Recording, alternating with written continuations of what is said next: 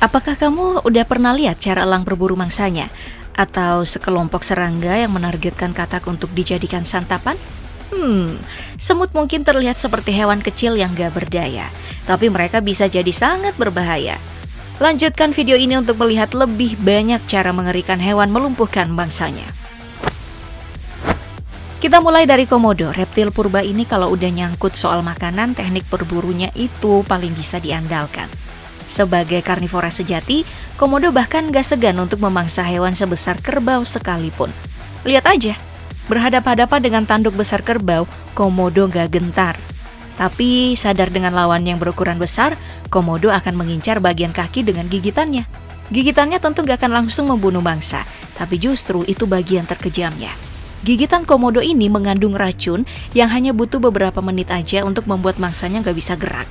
Kalau udah kayak gitu, tandanya bagi komodo untuk makan. Korbannya tentu masih hidup, tapi komodo si kagak peduli.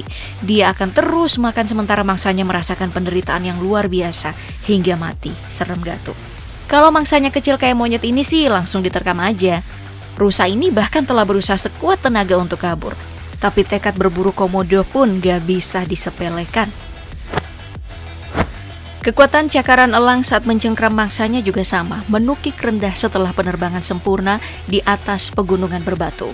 Dengan cakarnya ia langsung memeluk seekor kambing gunung, menyeret dan berusaha membawanya terbang bersama. Meski tentu saja beberapa kali usahanya dihalangi oleh geografis. Tapi bayangkan kesakitan yang harus ditanggung sang kambing yang terbentur menghantam batu. Kamois alias kambing gunung asal Eropa ini harus merasakan sensasi yang berbeda, dibawa terbang jauh dari habitatnya.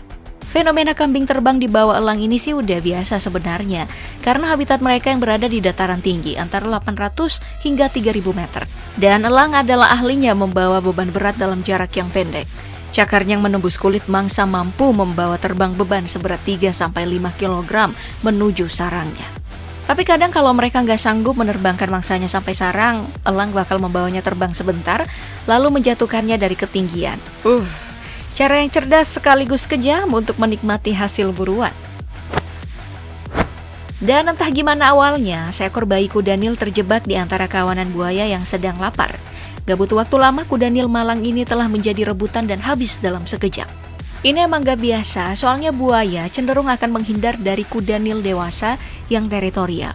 Tapi soal berburu, buaya sih hampir menargetkan semua hewan. Dari wildebeest, gajah, zebra, hingga singa. Mengandalkan gigitan yang bisa mencapai 5000 PSI, buaya akan mengunci mangsanya dan membawanya masuk ke air. Menenggelamkan mereka di wilayah kekuasaannya hingga mangsanya kehabisan nafas. Kesakitan berkali-kali lipat disertai gigitan yang tajam. Kematian rusa ini selain karena gigitan juga karena beban berat menidih tubuhnya. Beruang dewasa yang rata-rata beratnya antara 95 hingga 120 kg sedang duduk di atasnya. Menahan gerak si rusa kecil yang aku yakin bisa meremukkan tulangnya. Meronta-ronta pun gak ada guna. Dengan tubuh besarnya, beruang bisa berlari hingga kecepatan 60 km per jam. Lihat saja bagaimana beruang ini mengejar karibu yang sedang berada di tengah air. Jangan salah, beruang jagonya berenang, dan sekali mereka memutuskan menu makanannya, mereka nggak akan menyerah. Bahkan di antara kepungan walrus yang tubuhnya lebih gede, beruang tetap aja menghantam. Beruang ini bahkan ikut menyelam untuk menggigit anjing laut. Nggak ada kesempatan untuk melarikan diri. Kesempatan hidup bagi kerbau ini juga udah berakhir saat seekor singa jantan memburunya, menggigit tepat di bagian leher bawahnya, hingga kerbau tumbang menyentuh tanah. Perbedaan ukuran tubuh jelas bukan masalah, karena hanya sekali serangan saja, kerbau langsung tunduk. Yang ini bahkan diserbu beramai-ramai oleh kawanan singa betina. Melawan pun akan percuma karena gigitan datang dari segala arah. Taktik serangan yang juga selalu digunakan oleh hiena. Kelompok pemburu yang terkenal licik dan buas bahkan sanggup memojokkan seekor singa jika mereka sedang menghimpun kekuatan bersama. Kuda Nil si agresif saja beberapa kali menjadi korban mereka. Menikmati setiap gigitan hingga mangsanya berangsur kehilangan nyawa. Tapi mereka cukup jarang berburu dan lebih suka memalak buruan hewan lain, seperti caranya mencuri buruan macan tutul ini. Makanya macan tutul lebih suka makan di atas pohon. Dengan kakinya yang gesit, macan tutul langsung berlari hingga kecepatan 60 km per jam untuk memburu mangsanya. mencengkramnya dengan cakar dan gigitan yang kuat. Jakal ini bahkan hanya butuh sekali gigitan untuk mati di rahang macan tutul. Kekuatannya yang luar biasa juga memungkinkan mereka menangani mangsa hingga 10 kali berat badannya. Dan gak harus menunggu hingga mangsanya benar-benar mati, macan tutul bakal beraksi cepat untuk menyembunyikan buruannya di cabang-cabang pohon yang lebih tinggi, agar tidak diambil oleh predator lain. Bahkan jika medannya pegunungan berbatu dan curam, macan tutul sanggup berlari tanpa terjatuh. Dan dalam sekali sergap, mampu membunuh mangsanya. Benar-benar kondisi yang apes bagi mangsanya.